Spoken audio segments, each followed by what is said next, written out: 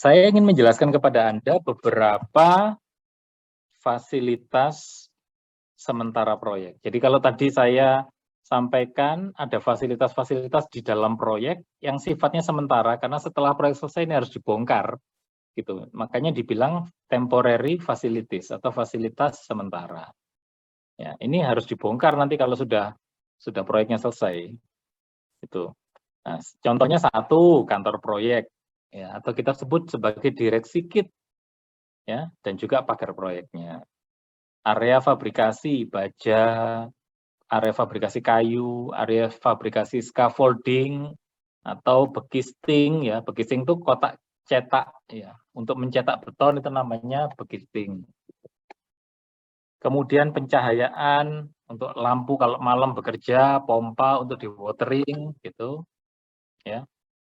Kemudian ada transportation, vertical transportation seperti tower crane atau material lift, ya. Itu harus ada, termasuk base camp pekerja juga sementara sifatnya. Nanti begitu proyek selesai langsung dibongkar. Silakan nanti kalau ada yang belum paham silakan langsung bertanya ya. Satu, direksi kit. Nah, kantor proyek berfungsi untuk keperluan rapat dan koordinasi. Jadi kalau seperti hari ini tadi saya sedang inspeksi pembangunan renovasi kantin pusat gitu ya. Sama hari ini tadi saya baru selesai rapat untuk membangun co-working space-nya ITS gitu. Co-working space. Jadi nanti kalau Anda sudah datang ke kampus nanti Anda akan dapat banyak co-working space yang nyaman untuk duduk-duduk, untuk kongko-kongko. Gak usah pergi ke McD, Starbucks atau apa karena nanti di sana juga sudah disediakan gitu, ya. Itu direksi kit. Jadi kantor pusat untuk diskusi, untuk rapat antara pemilik proyek, kontraktor, konsultan pengawas proyek, dan konsultan perencana proyek. Ya. Nah, terus area kantor proyek tergantung dari lingkup proyeknya. Artinya kadang bisa besar, kadang bisa kecil saja. Gitu. Oleh karena itu, seringkali orang sekarang menggunakan kantor proyeknya menggunakan peti kemas, ya. Container office namanya. Ya, harganya mungkin 40 sampai 50 juta per kontainer gitu. Tapi enak, selesai bisa dipakai lagi di kantor yang lain. Nah, ini contohnya container office ini. Nah, ini ya. Jadi satu office gini sudah langsung siap, sudah ada AC-nya, sudah ada ininya, tinggal naruh furniture di dalamnya, sudah siap. Ini namanya container office. Ya. Jadi kalau Anda sebagai insinyur sipil, itu yang namanya kantor proyek ya cuma seperti begini, nasib kita gitu sebagai insinyur sipil. Kalau yang lain kantornya bagus-bagus kan begitu ya. Nah, kalau sipil ini di proyek gitu ya, kantornya kayak gini modelnya gitu. Orangnya ya kayak gini ini modelnya gitu ya.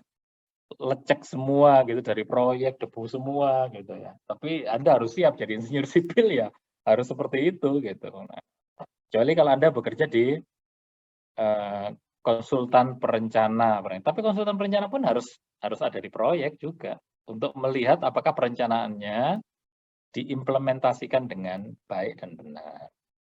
Nah, ini container office. Nah, sekarang ada yang sampai gede begini container office, tergantung kebutuhan kita apa. Ada yang kecil seperti begini, ada yang besar. Nah, pagar proyek harus ada karena pagar proyek itu merupakan batas proyek dan orang luar tidak bisa masuk ke dalam proyek gitu ya. Ini macam-macam, ada yang seperti ini bagus gitu. Ya ini biasanya dari metal sheet gitu. Tapi kalau yang jelek begini dari seng biasanya. Dari seng. Nah, di luar negeri itu banyak sekali menggunakan metal sheet. Kemudian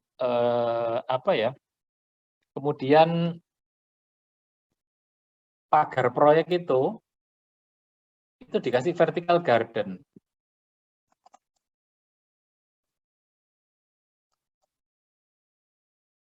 Ya, jadi orang yang kalau di luar negeri itu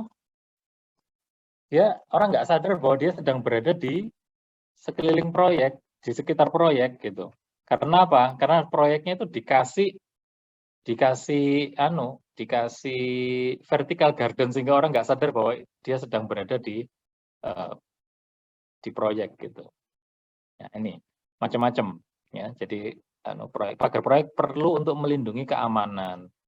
Nah, sedangkan base camp-nya pekerja ini kebetulan saya ambil di Kalimantan ini salah satu base camp ini saya ambil gambar langsung ya, base camp ini adalah base camp di Kalimantan. Waktu itu saya sedang membangun kampus Institut Teknologi Kalimantan. Jadi kebetulan saya diberi tugas menjadi pimpinan proyek untuk membangun Institut Teknologi Kalimantan. Nah, ini adalah base camp pekerja yang dibuat dari kayu-kayu begini. Pekerjaannya didatangkan dari Jawa semua, naik kapal, kemudian sudah di camp di sini, gitu, dimasukkan di sini, ya, dimasukkan di sini. Nah, ini base camp pekerjaannya, gitu. Pak, kok jelek sekali, Pak? Iya, macam-macam, gitu. Ada yang bagus juga, tapi ya sebagus-bagusnya di tengah hutan ya, Anda bisa bayangkan kan, gitu ya. Ya, jadi saya sudah merasakan sendiri bagaimana membuka hutan, kemudian tanahnya ini kalau sudah hujan jadi lumpur luar biasa yang kalau Anda masukkan kaki Anda langsung bles gitu ya. Tapi kalau sedang panas dia keras sekali tanahnya ini, tapi pecah-pecah. Ya. Nah, ini adalah barak pekerja gitu. Nah, sekarang di zaman Covid pandemi ya barak pekerja ini harus sterilisasi terus. Kemudian ada yang membuat sekat-sekat, gitu ya, dikasih sekat-sekat supaya pekerjanya tidak tidur. Tapi saya tidak tahu ya, alhamdulillah kok pekerja konstruksi itu menter-menter gitu. Jadi sampai orang itu kuat-kuat. Di zaman pandemi pun alhamdulillah sedikit yang terkena COVID gitu, menter. Gitu ya. Nah ini. Itu adalah barak pekerja. Itu fasilitas sementara yang nanti kalau proyek sudah selesai harus dibuang. Kalau ada yang mau bertanya silakan ya, langsung raise hand saja silakan.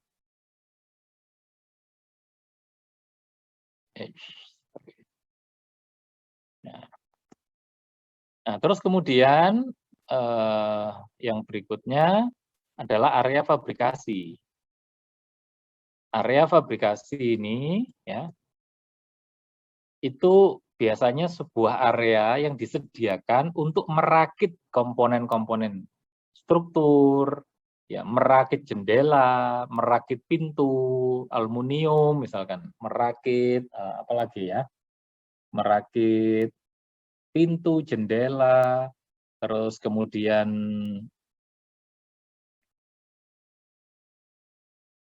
begisting atau kotak cetak beton itu begisting gitu ya. Atau mungkin merakit scaffolding atau perancahnya begisting tadi itu kita sediakan area fabrikasi. Bisa untuk baja, bisa untuk kayu, bisa untuk scaffolding, begisting dan sebagainya. Contohnya seperti ini misalkan. Ya, untuk tulangan baja tulangan seperti begini ya. Ya, terus kemudian untuk baja WF ini seperti ini. Baja WF. Kemudian ini tulangan gitu ya, untuk penulangan. Nah, ini misalkan untuk kayu yang nanti mau diolah dipakai untuk rangka plafon. Nah, tapi sekarang rangka plafon sudah jarang pakai kayu, orang sudah pakai holo ya atau macam-macam sekarang sudah menggunakan apa sih istilahnya itu ya hulu dan sebagainya ya, tidak lagi pakai kayu karena kayu sekarang harganya mahal sekali. Nah, ini contohnya begisting kotak cetak beton, jadi nanti ini tulangan di dalam gitu ya, terus nanti kemudian dilingkupi oleh begisting, kemudian baru dicor beton. Ya, sebentar saya cari gambarnya biar Anda tahu misalkan begisting kolom.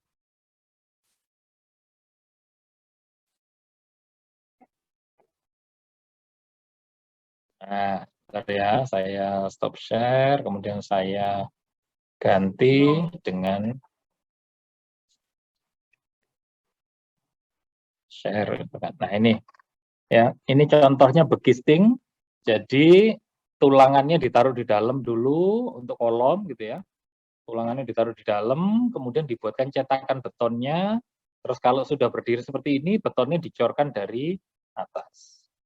Ya, betonnya Coba pengecoran beton saya kasih.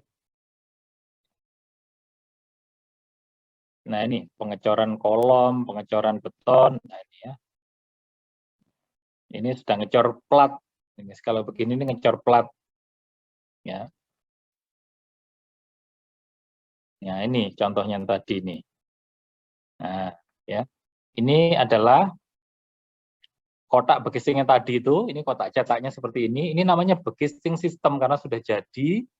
Ya. Karena sudah jadi. Kita tinggal pakai saja kotaknya kemudian ditutup. Nah nanti kalau sudah selesai dicor. Kemudian sudah mengeras, kemudian bisa dibuka hasilnya seperti ini. Ya. Jelas ya? Oke, kembali lagi. Ini sudah kembali lagi ke bekising, sudah kelihatan ya. Baik. Ada yang mau bertanya kah? Atau diskusi, silahkan. Sebelum saya melangkah jauh lagi, silahkan. Fatak. Pak, izin bertanya. Ya, silahkan. Misal kita punya tanah seluas 500 meter, Pak ya, itu mau dibuat bangunan. Berarti nggak bisa dibuat full, Pak, karena harus ada kayak area-area yang sementara tadi. Iya, betul sekali. Jadi kalau di dalam aturan tata kota, kalau kamu punya tanah 500 meter persegi atau 100% gitu ya, yang boleh dibangun itu hanya 60% maksimum. 50 sampai 60%. Sisanya enggak boleh. Karena itu harus dipakai untuk sempadan dan sebagainya. Ya.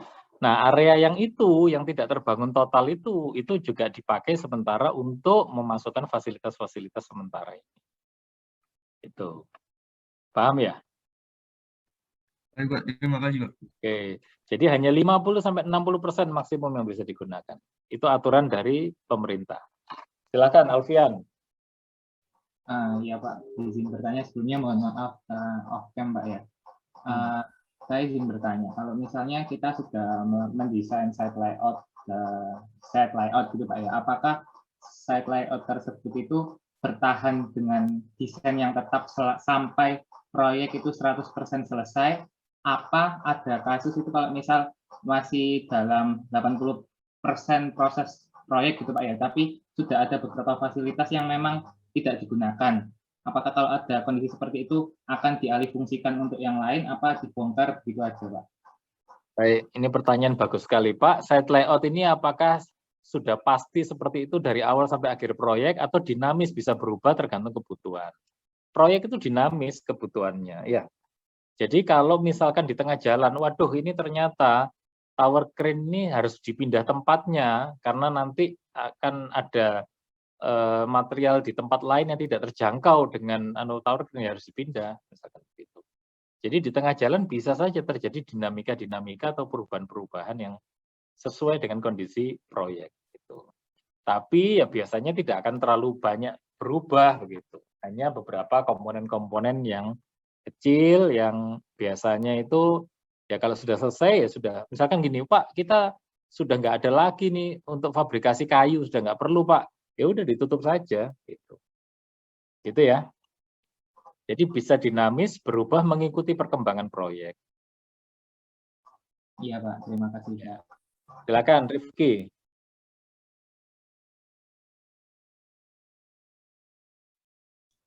Pak, izin tanya terkait dengan pengecoran kolam itu dicor dulu sampai atas baru kan nanti langsung dicor lagi ke atas gitu ya Pak? Gimana putus-putus suaramu? Izin bertanya terkait dengan pengecoran kolom. Nah itu kolom itu dicor sampai atas dulu langsung dipasang bata atau dicor dulu setengah baru dipasang bata gitu ya Pak? Ya. Jadi kolom itu dicor per lantai ya.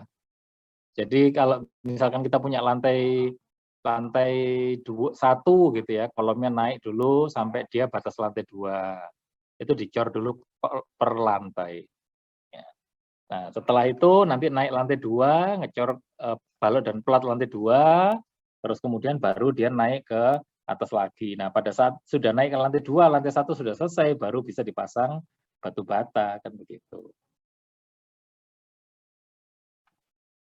Ya, clear ya.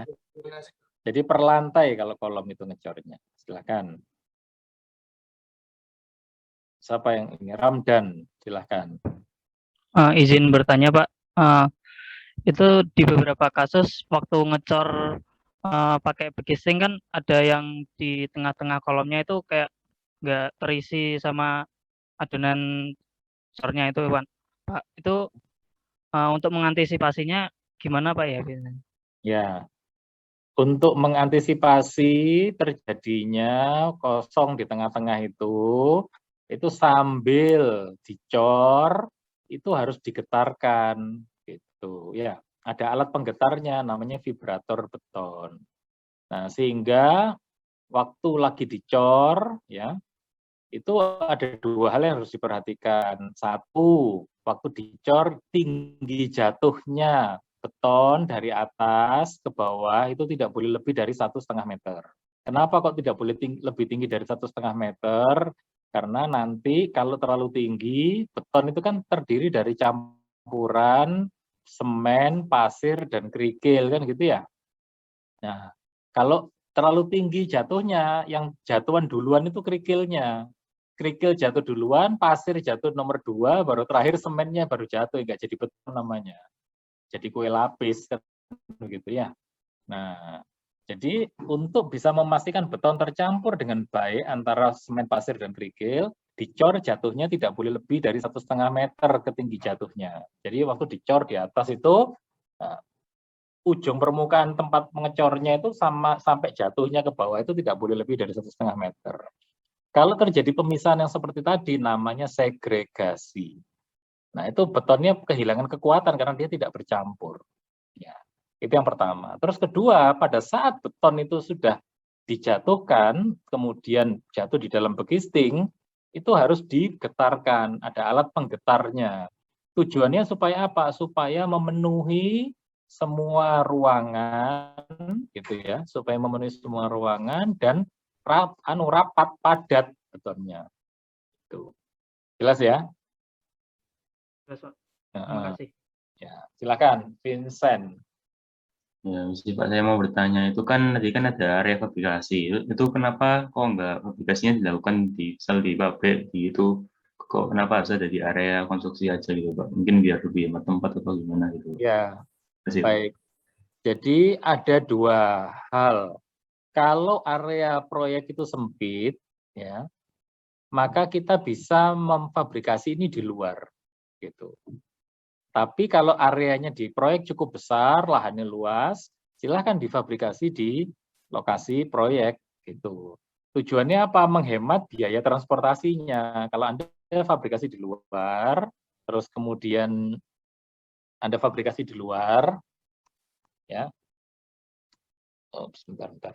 Terus kemudian harus membawa, setiap kali selesai fabrikasi harus dibawa ke area proyek, maka Anda ada tambahan biaya transportasi. Gitu. Nah, terus yang kedua, ada juga bangunan yang memang sifatnya pracetak, atau sudah dicetak di luar dulu, di pabrik di luar memang. Nature-nya memang dia sudah dicetak di luar, kemudian dibawa ke proyek untuk langsung dipasang. Itu namanya bangunan pracetak. Misalkan beton pracetak dan sebagainya. Gitu. Jelas ya? Terima kasih Pak. Ya, baik. Kalau gitu. Nah, ini tadi ya bekisting. Kemudian ada lagi yang tadi peralatan-peralatan listrik seperti genset, kemudian lampu penerangan malam hari. Ini temporary semua, sementara semuanya. Nanti kalau proyek sudah selesai ya harus diambil, dikeluarkan dari area proyek. Nah, terus kemudian ada pump and dewatering, misalkan ya. Ini alat-alat untuk pompa. Kalau kita menggali tanah, menggali basement di bawah, terus kemudian ada airnya karena muka air tanah cukup tinggi. Seperti Surabaya, kamu gali 1 meter aja sudah keluar air, gitu. Ya, karena muka air tanah di Surabaya sangat tinggi. Nah, pada saat kamu pada saat kamu menggunakan galian yang menimbulkan air, maka kamu harus menggunakan pompa untuk mendewatering air ini. Ya. Ini juga sifatnya sementara. Nanti begitu selesai ya sudah harus dikeluarkan dari lokasi proyek. Gitu. Nah, ada vertical transportation. Vertical transportation ini adalah alat yang untuk mengangkut bahan baku, material, ataupun orang secara vertikal untuk gedung bangunan bertingkat. Gitu. Nah, alatnya ini bisa menggunakan tower crane, bisa menggunakan mobile crane, atau pengangkat material seperti kita sebutnya material lift atau material hoist istilahnya. Ya, material lift atau material hoist. Bentar, saya coba tunjukkan pada Anda material hoist.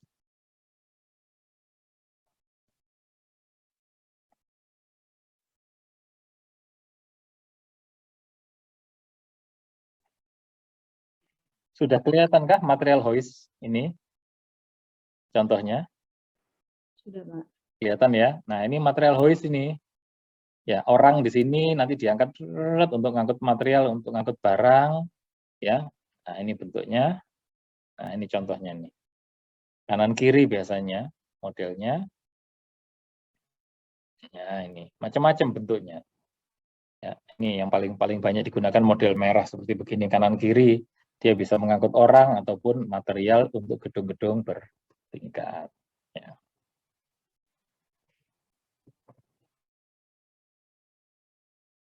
Nah, ini tadi. Ada yang berupa single tower crane, satu jenis tower crane, ya, untuk mengangkat material dari supply, tempat pengambilnya, kemudian demand ditaruh di mana. Kemudian untuk group tower crane, gitu ya, group tower crane, ini ada beberapa jenis tower crane yang diatur ketinggiannya supaya tidak tabrakan. Tidak tabrakan antara boom. Ini istilahnya yang horizontal panjang ini boom ya, boomnya ya. Boomnya. Ya, yang di belakang ini yang digantoli sama beton-beton ini namanya counterbalance. Ya, counterbalance. Nah, ada yang bentuknya tower, kita sebut tower crane, dan ada yang bentuknya mobil yang kita sebut sebagai mobile crane. Begini, atau drag line yang modelnya seperti gini itu bebannya lebih berat dan lebih tinggi lagi. Ya.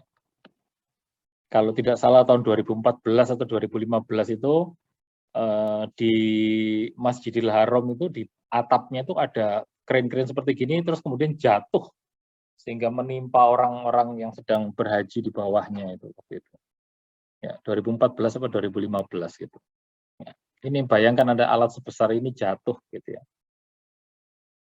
Nah, itu adalah fasilitas-fasilitas sementara ya, yang ada di dalam proyek yang kemudian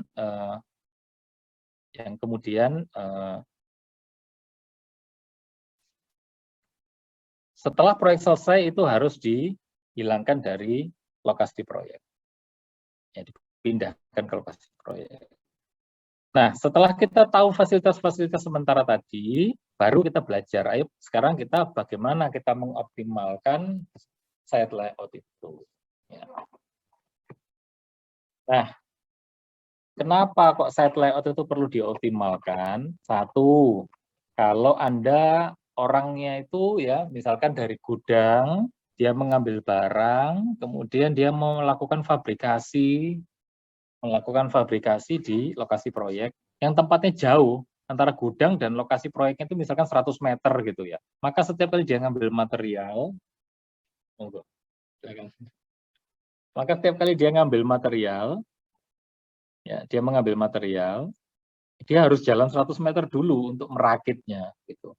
Nah, kalau perjalanan dia dari gudang ke tempat perakitan ini ada 10 kali aja misalkan, maka Anda bisa bayangkan dia berjalannya mondar-mandir saja itu 100 meter dikalikan 10 kali sudah 1 kilo sendiri. Gitu. Pertama dia makan energi orangnya, yang kedua ya waktunya habis hanya untuk berjalan gitu dibandingkan waktu untuk merakit peralatannya. Ya, oleh karena itu harus ditata. Posisi letak-letak area yang berhubungan sangat tinggi, orang sering mondar-mandir, harus ditata sedekat mungkin. Nah, itu namanya kita mengoptimasikan jarak antar fasilitas atau kita sebut sebagai traveling distance. Gitu. Nah, kasus yang kedua, kenapa kok perlu ditata?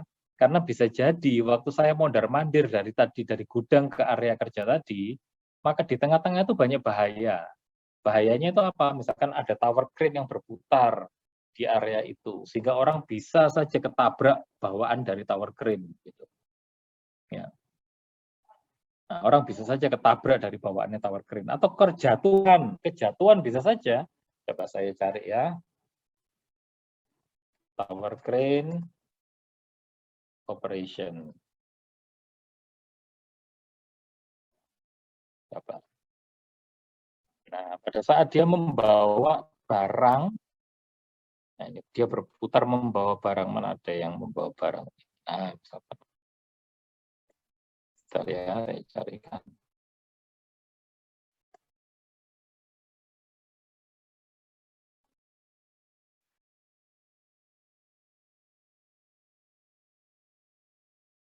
Nah, kelihatan yang membawa barang ini.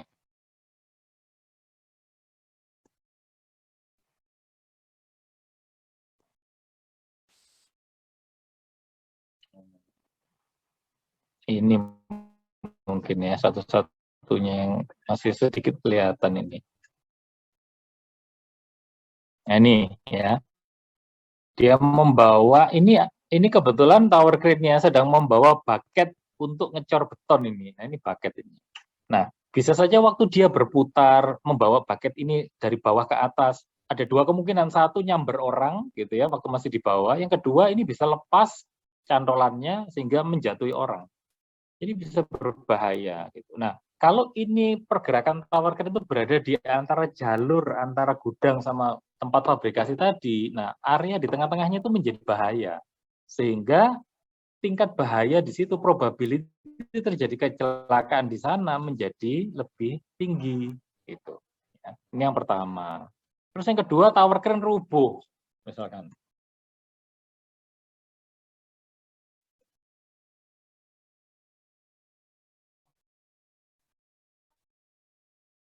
Nah, tower crane-nya rubuh ini seperti begini nih. Anda bisa bayangkan kalau tower crane rubuh gitu ya, bisa menjatuhi alat berat dan sebagainya gitu. Ya. Nah, ini orangnya ada di bawah bisa ikut mati sekalian. Kalau rubuhnya misalkan di antara jalur tadi, antara gudang sama tempat fabrikasi, maka otomatis membahayakan orang yang ada di bawahnya. Nah, oleh karena itu kita perlu menata site layout ini supaya apa? Supaya karena tata letak proyek ini akan mempengaruhi produktivitas proyek. Artinya kalau kita tata dengan baik, jarak antar fasilitas tadi itu yang berhubungan dan orang sering bolak-balik itu didekatkan, maka nanti akan tinggi produktivitasnya, lebih banyak kerjanya daripada jalan. Juga mempengaruhi tingkat keamanan tadi yang bisa saja rubuh, kena tower crane lepas, linknya dan sebagainya. Nah, di dalam mengoptimasi ada dua pendekatan, yang satunya namanya equal site layout sama unequal site layout. Ya. Ada dua. Dikatakan equal site layout, kita akan belajar satu ini contohnya equal site layout. Kalau jumlah fasilitas yang mau ditaruh di proyek tadi, fasilitas sementaranya itu sama dengan jumlah ruang yang tersedia di lokasi proyek. Jadi kalau ada 4 atau ada 6 lokasi yang memungkinkan ditaruh fasilitas, kemudian fasilitasnya juga ada 6, maka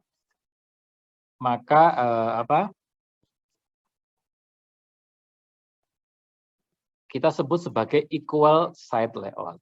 Tetapi kalau jumlah karena lahannya sangat luas dan peralatannya lebih sedikit daripada lahannya, maka kita sebut sebagai unequal site layout. Contohnya seperti begini.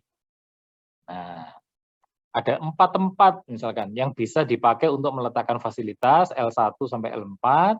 Kemudian ada 4 fasilitas yang akan diletakkan di lokasi proyek. Nah, ini karena sama jumlahnya lokasinya dan fasilitasnya L dan F-nya sama, maka kita sebut sebagai equal site layout. Jadi posisinya seperti ini yang di bawah ini. L1 ditempatkan fasilitas F2.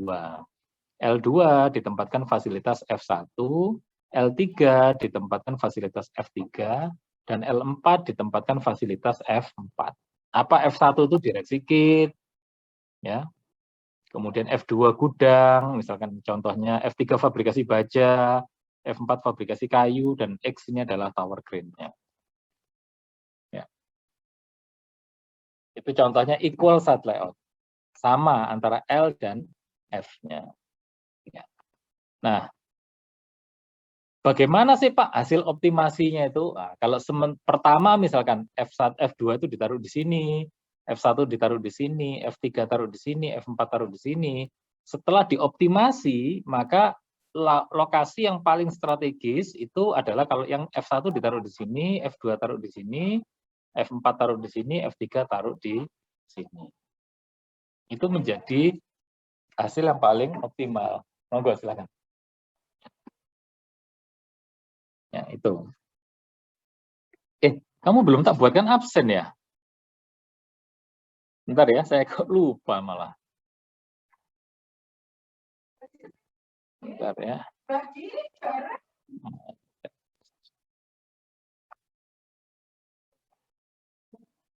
Bentar, absennya kok belum saya buat ini. My ITS presensi.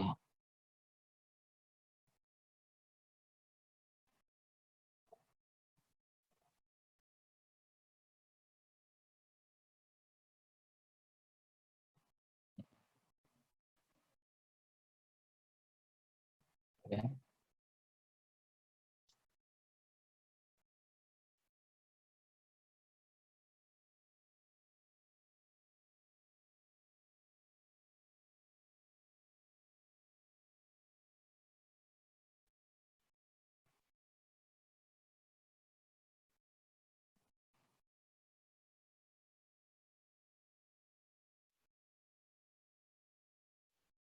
Ya, sebentar.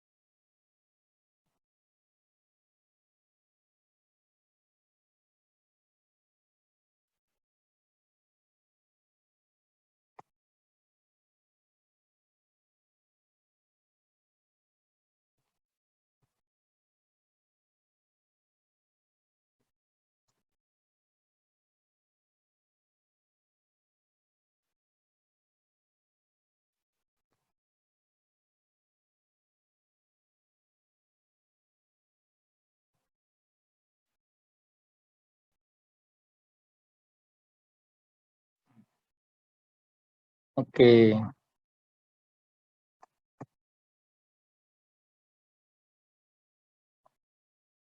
Saya chat kode presensi.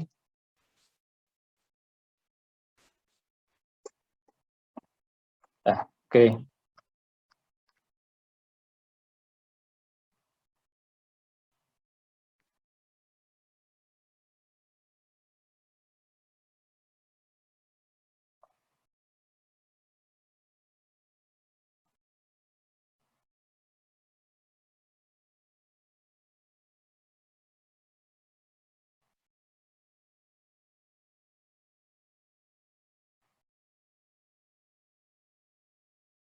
Oke, baik.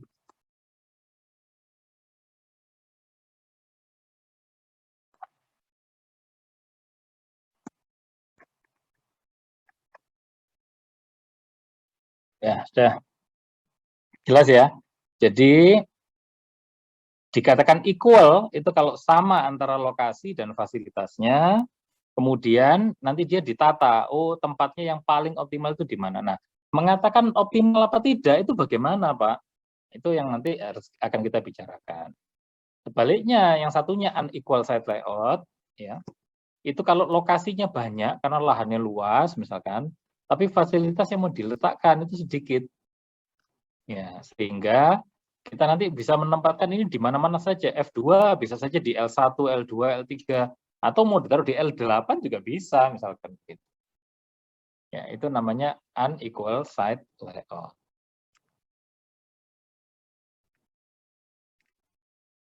Nah, bagaimana menatanya? Menatanya bisa seperti ini tadi. Nah, F2 nggak usah taruh di L1, Pak. Saya taruh di L2. Ini taruh F1 taruh di sini, F3 di sini, F4 di sini. Ini hanya sebuah contoh saja untuk melihat bahwa mana sih yang paling optimal kondisi awal dan kondisi akhir. Nah, pertanyaannya dibilang gini, Pak, bagaimana mengatakan bahwa lokasi penempatan seperti ini yang paling optimal apa tidak? Nah, itu ada metodenya. Yang pertama namanya traveling distance. Traveling distance ya, itu adalah menghitung jarak total pekerja berjalan antar fasilitas. Ya. Rumusnya apa? Sigma dari sigma perkalian DIJ jarak antar fasilitas dikalikan frekuensi antar aktivitas. Ya. Jarak antar fasilitas dikalikan frekuensi antar fasilitas. Ya. Mengapa kok jarak kali frekuensi tadi? Misalkan saya berangkat dari gudang menuju ke tempat fabrikasi, jaraknya 100 meter, saya mondar-mandir ke sana 10 kali, berarti jarak mondar-mandir saya itu adalah 1 kilometer atau 1000 meter. Nah, saya harus meminimalkan ini supaya jaraknya kurang dari 1000. Gitu. Nah, tetapi ini dilakukan terhadap seluruh fasilitas, bukan cuma antara satu fasilitas satu dengan lainnya, tetapi seluruh fasilitas. Jadi kita mau melihat total jarak yang ditempuh itu semakin sedikit, berarti semakin optimal. Karena produktivitasnya semakin tinggi dipakai untuk kerja instead of jalan gitu. Ya, buat berjalannya tukang-tukang itu atau kendaraan menuju ke lokasi dari satu lokasi ke lokasi yang lain. Nah, terus yang kedua juga harus meminimalkan bahaya. Tadi saya bilang ada bahaya tower crane, kesambar tower crane, kerubuhan tower crane. Tapi bisa juga di antara jarak-jarak tadi, antara bangunan itu ada electricity generator yang bisa membuat orang kesetrum.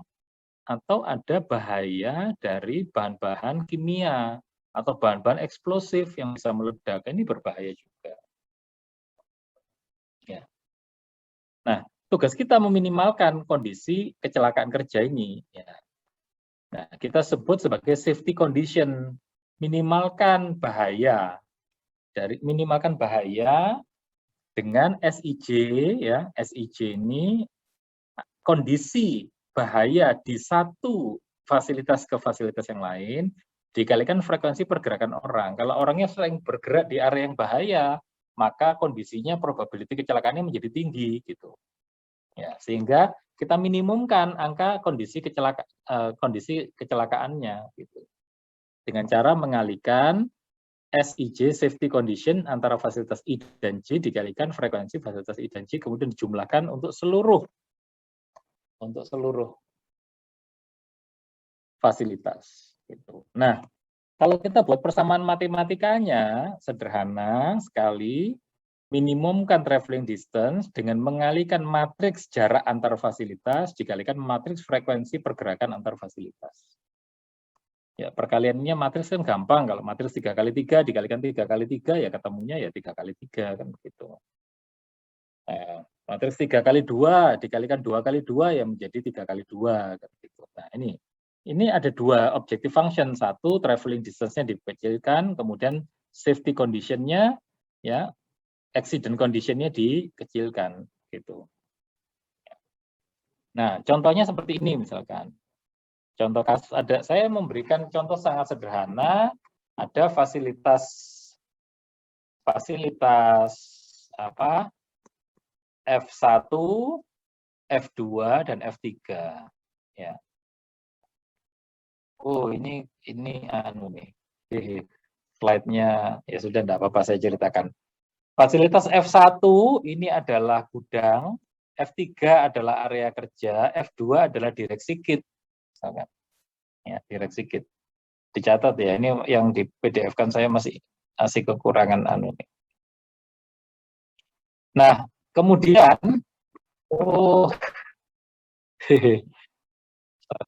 sorry. Wah, ini bentar ini. Wah, saya nggak bisa menerangkan Anda ini. Coba lihat sudah bisa enggak ya?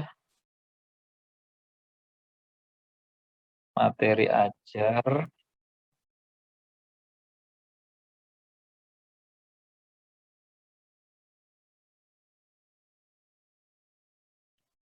Coba saya buka. Oh, ini bisa nih.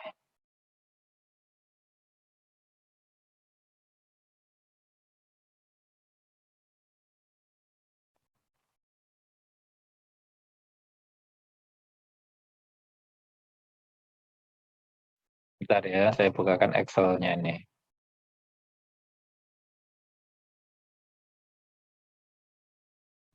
Nah, ini contohnya ini.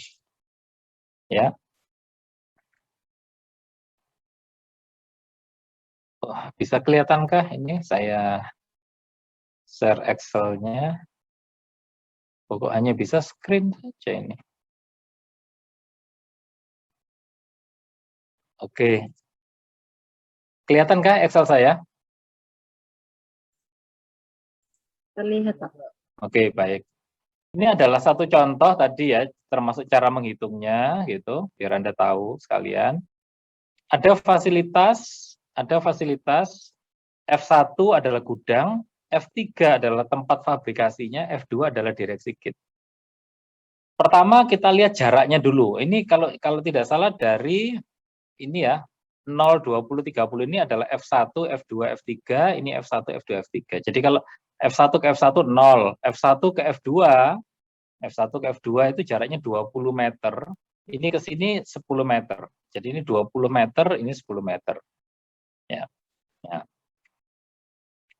Sekarang kita lihat jarak antar fasilitas. Kita buatkan matriks. Dari F1 ke F1 0, F1 ke F2 20.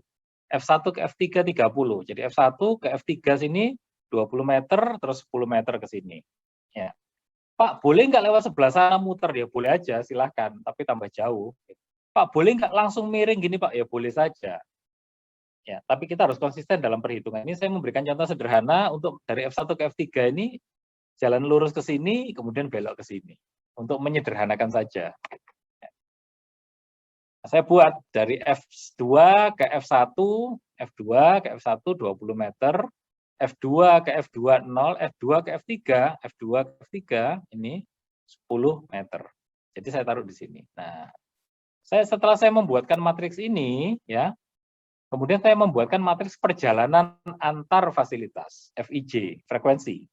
Dari F1 ke F1 ya 0, F1 ke F2 nggak banyak Pak, F1 ke F2. Dari gudang ke direksi kit nggak banyak, direksi kan untuk rapat, tukang nggak ke sana. Nah, sehingga cuma saya kasih angka 2 saja, menunjukkan kalau sedikit pergerakan. Tapi F1 ke F3 Pak, F1 ke F3 dari gudang menuju ke fabrikasi, banyak sekali saya kasih nilai 10. Anggap aja 10 kali mondar-mandir begitu, kira-kira. Nah, begitu pula dari F2, ya ini F2 ke F1. F2 ke F1 ya nggak banyak, 2. Tapi F3 ke F1, F3 ke F1 ini banyak mondar-mandir, 10. Ya. Jadi saya buatkan grafik, saya buatkan matriksnya pergerakan antar fasilitas. Sampai sini ada yang mau tanya dulu sebelum saya ngalihkan, ya. Jarak antar fasilitas dan frekuensi pergerakan antar fasilitas. Ada yang belum paham nggak? Silakan Astrid. Permisi Pak, izin bertanya. Itu kan untuk yang fabrikasi, itu kan di dalam radius screen-nya ya Pak. Sedangkan F1 gudang sama direksi kitnya itu ada di luar radius tower crane. Itu memang seperti itu atau memang gambarnya aja Pak yang kurang jauh? Ya, jadi kan gini. dari gudang mengangkut ke tempat fabrikasi. Jadi yang ini terjangkau, ini tidak terjangkau. Kan begitu kan radiusnya, seret kan gini ya. Emang buat apa ke Direct Kit dikasih tower crane? Nggak perlu kan? Ini kan Direct Kit kantornya. Gitu ya. Tetapi kalau Anda berjalan dari F2 ke F1 bahaya. Kenapa? Dilewati tower crane ini. Ya. F2 ke F3 juga dilewati tower crane, bahaya. Ya. Oke. Jelas ya? Silakan Vincent. Ya Pak, saya mau tanya, kan tadi kan di matriks jaraknya itu kan misalnya kan kalau misal dari F1 ke F3 kan 30 kan berarti kan melewati F2. Ya. Berarti misal kalau lihat dari frekuensinya kan F1 ke F3 ada 10. Berarti kan ada 10, itu kan juga sebelumnya melewati F2, Pak. Itu apa nggak dimasukkan ke frekuensi F2-nya ya? Makanya kan frekuensi apa jarak? Kamu frekuensi. tanya frekuensi apa jarak dulu? Frekuensinya, frekuensi. Ya, frekuensi itu pergerakan, jumlah pergerakan dari satu fasilitas ke fasilitas lain. Misalkan dari F2 ke F3, itu nggak banyak kan dari Direct Kit ke fabrikasi. Tapi kalau dari gudang ke tempat fabrikasi, ngambil barang di fabrikasi, banyak ya pergerakannya. Makanya di sini dari F1 ke F3 atau F3 ke F1, 10 semuanya. Gitu.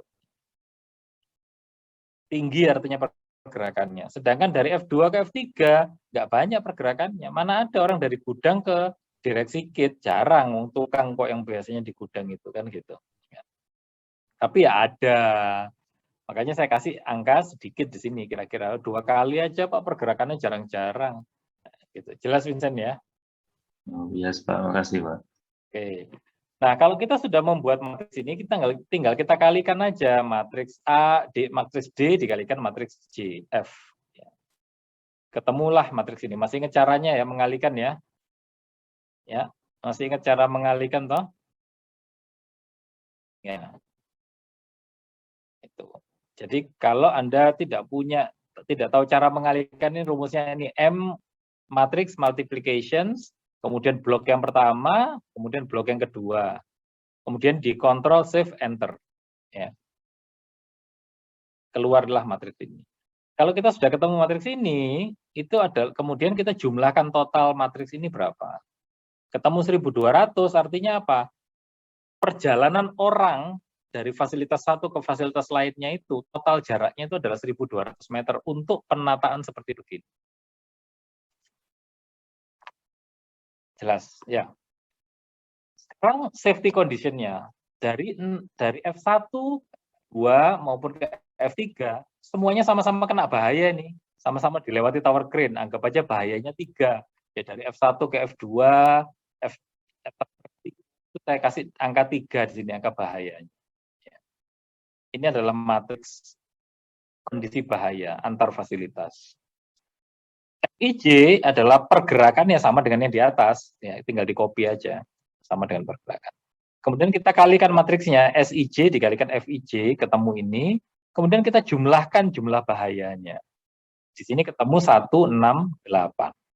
Nah, sehingga kita bisa menyimpulkan bahwa, oke, dengan model seperti ini, menata seperti ini, di lokasi 1 ditaruh F2, F1, di lokasi 2 diletakkan F2, di lokasi 3 diletakkan F3, itu menyebabkan traveling distance-nya 1200, safety condition-nya 168.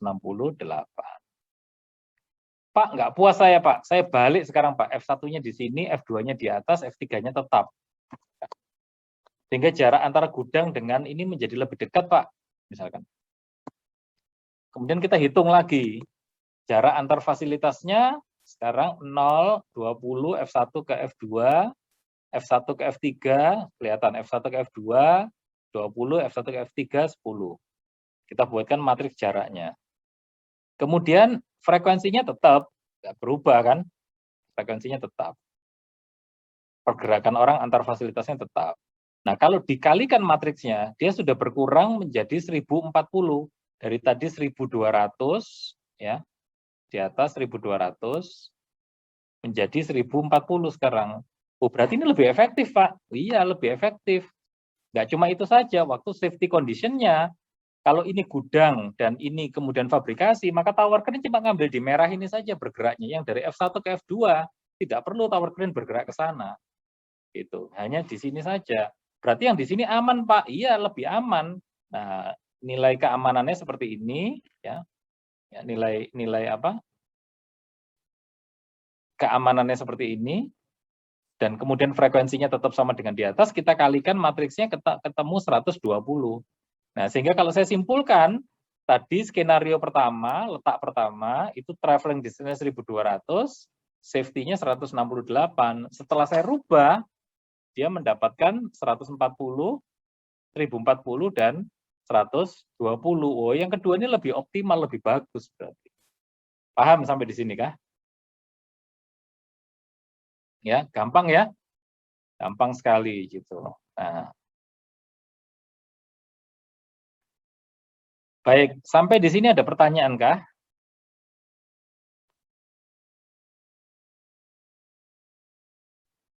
Saya izin bertanya, Pak. Ya. Tadi kan unequal site layout itu jumlah lokasi tidak sama dengan jumlah fasilitas yang dibutuhkan, ya kan? Nah, Ya. tadi kan yang saya lihat itu jumlah lokasi itu lebih banyak dari jumlah fasilitas yang dibutuhkan. Ya. Sehingga bisa dilakukan optimasi unequal site layout karena fasilitas yang ada bisa diletakkan ke tempat lokasi yang tersedia sehingga bisa optimal. Nah, Iya. yang saya tanyakan itu bagaimana jika jumlah fasilitas yang dibutuhkan itu lebih banyak dari jumlah yang lokasi yang tersedia? Ya, kalau jumlah fasilitasnya lebih banyak, Anda harus memilih dulu fasilitas yang mau ditaruh di lokasi di mana sisanya dibuang keluar. Nah, dibuang keluar itu belum artinya tidak bisa masuk ke dalam proyek, gitu. Ya. Karena lahannya sempit, nggak bisa. Jadi kalau lebih banyak lahannya, lebih banyak fasilitasnya daripada lokasinya, ya, maka fasilitasnya harus direduksi dulu, dipilih, diprioritaskan mana yang akan masuk ke lokasi, kemudian di running dengan equal site layout. Paham ya? Iya, Pak. Makasih, Pak. Silakan. Yang lain gimana? Nah, yang tadi itu kalau kita sudah mengoptimalkan, gitu ya. Kebetulan tadi saya cuma memberikan 2 contoh. Gitu. Bagaimana kalau contohnya banyak, gitu. Misalkan ada 5 kali iterasi atau 5 skenario tadi, misalkan. Pindahkan, kalau fasilitasnya banyak kan kemungkinan pindah-pindahnya jadi banyak, gitu. Nah, iterasi-iterasi ini kita pilih yang di bawah kanan ini, misalkan adalah traveling distance-nya, yang ke atas adalah safety condition-nya. Semakin kecil safety condition-nya, accident condition-nya, itu semakin bagus, semakin kecil jaraknya semakin bagus. Nah, kalau misalkan di iterasi-iterasi itu ada 5 kali iterasi atau 5 skenario, tadi kita hanya cuma punya 2 gitu. Nah, bisa saja ada kemungkinan dia traveling distance-nya itu jelek, tetapi safety-nya bagus. Seperti iterasi ketiga ini. Atau dia seperti ini, traveling distance-nya paling bagus, tapi safety-nya paling nggak aman. Misalkan. Ya.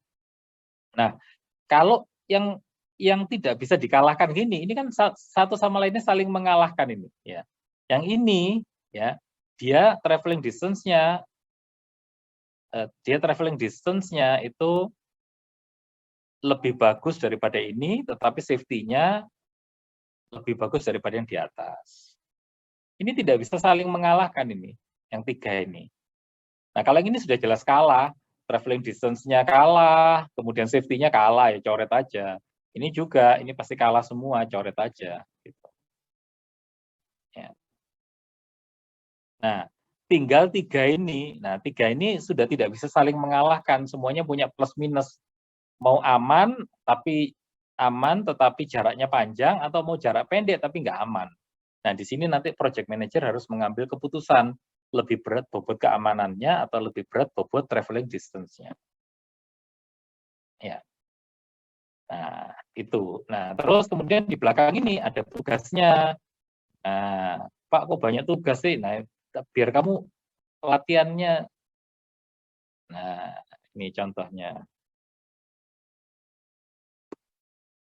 Ya, ada fasilitas 1, worker base camp, main office, warehouse, kemudian ada reinforcement fabrication, ada scaffolding fabrication. Nah, silakan diatur supaya aman, supaya tidak membahayakan, misalkan. Ya, anu Pak, Paretonya 5 kali. Pakai Excel aja seperti tadi ini. Pakai Excel kan gampang ini. Ya.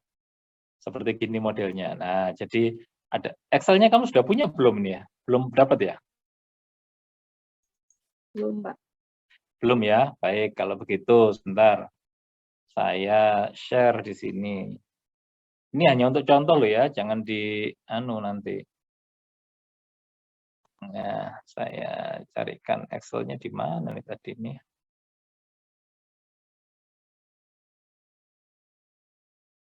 Oh, sebentar. Kok tidak ketemu Excel-nya? Oh, saya ekspor aja lah dalam bentuk PDF. Nah, oh, nanti kalau dalam bentuk PDF kamu nggak bisa anunya, nggak bisa.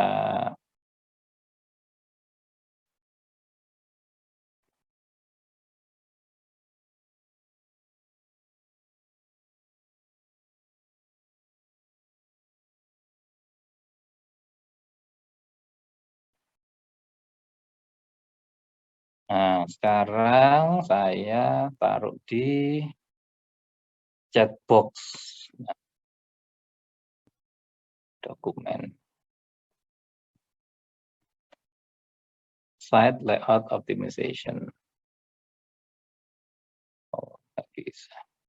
Saya matikan dulu.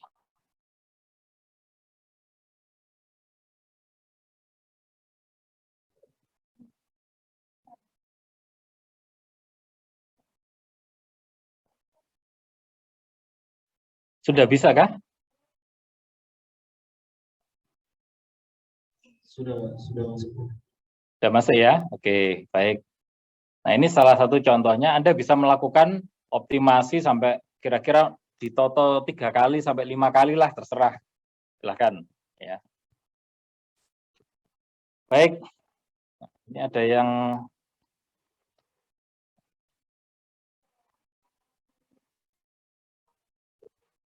ditanyakan kah?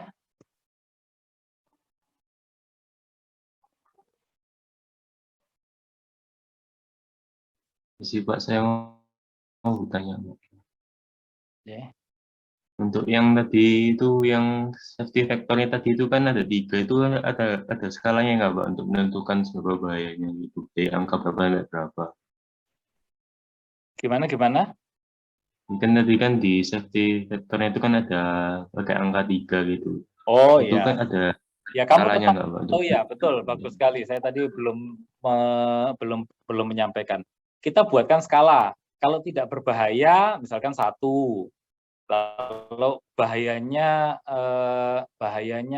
sedang itu misalkan 2, kemudian bahaya sekali 3, atau boleh saja 0, 5, 10, 1, 5, 10 ya boleh juga, sama aja, silakan.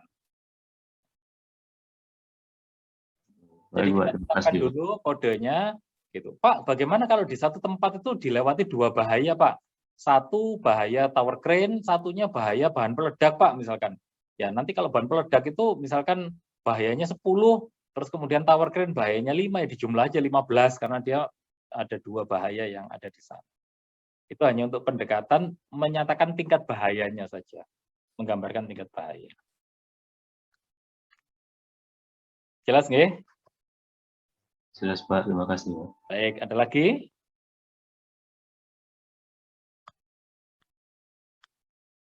Baik, kalau sudah tidak ada, saya cukupkan sampai di sini.